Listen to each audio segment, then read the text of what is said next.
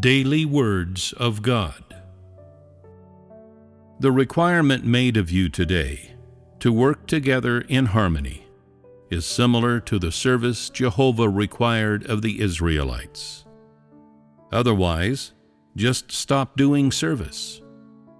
Because you are people who serve God directly, at the very minimum, you must be capable of loyalty and submission in your service, and must also be able to learn lessons in a practical way.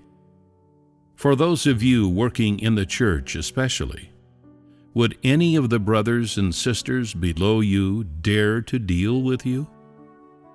Would anyone dare to tell you of your mistakes to your face?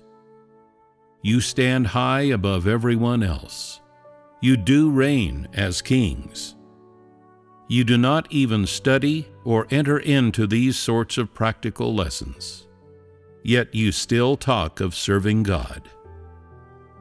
At present, you are asked to lead a number of churches, but not only do you not give up yourself, but you even cling to your own notions and opinions, saying things like, "I think this thing should be done this way," as God has said that we should not be restrained by others, and that nowadays we should not submit blindly.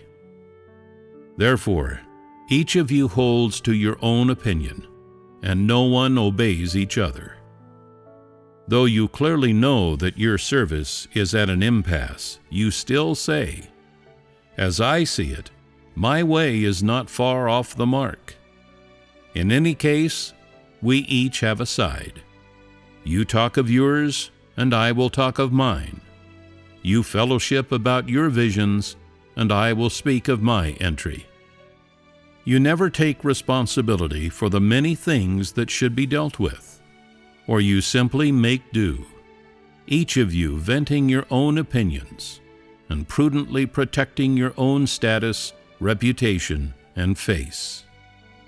None of you is willing to humble yourself, and neither side will take the initiative to give yourself up and make up for each other's deficiencies, so that life may progress more rapidly. When you are coordinating together, you should learn to seek the truth. You may say, "I do not have a clear understanding of this aspect of truth. What experience do you have with it?" Or you may say, "You have more experience than I with regard to this aspect. Could you please give me some guidance?" Would that not be a good way of going about it? You have listened to a lot of sermons and have some experience with doing service. If you do not learn from each other, help each other, and make up for each other's shortcomings when doing work in the churches, then how can you learn any lessons? Whenever you encounter anything, you should fellowship with each other so that your lives can benefit. Moreover, you should carefully fellowship about things of any sort before making any decisions. Only by doing so are you taking responsibility for the church rather than simply acting perfunctorily. After you visit all the churches, you should gather together and fellowship about all the issues you discover and any problems encountered in your work. And then you should communicate about the enlightenment and illumination that you have received. This is an indispensable practice of service. You must achieve harmonious cooperation for the purpose of the work of God, for the benefit of the church, and so as to spur your brothers and sisters onward. You should coordinate with one another, each amending the other and arriving at a better work outcome, so as to care for God's will. This is what true cooperation is, and only those who engage in it will gain true entry. While cooperating, some of the words you speak may be unsuitable, but that does not matter. Fellowship about it later, and gain a clear understanding of it. Do not neglect it. After this sort of fellowship, you can make up for your brothers or sisters' deficiencies. Only by moving ever deeper in your work like this can you achieve better outcomes. Each of you, as people who serve God, must be able to defend the interests of the church in everything you do, instead of simply considering your own interests.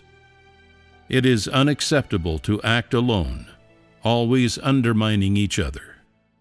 People who behave like that are not fit to serve God. Such people have a terrible disposition. Not an ounce of humanity remains in them. They are 100% Satan. They are beasts.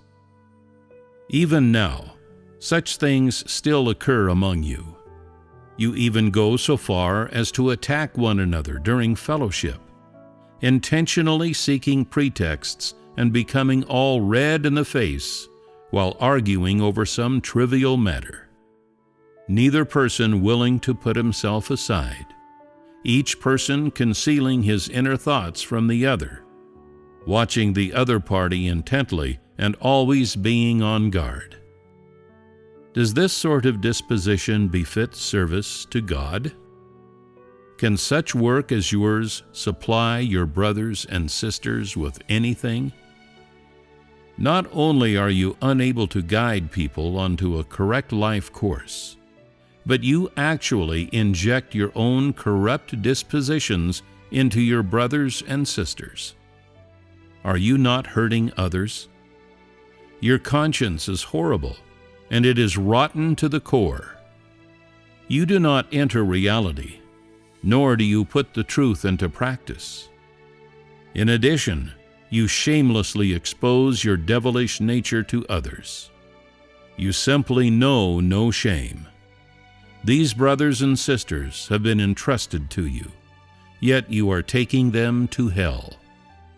Are you not someone whose conscience has become rotten? You have absolutely no shame.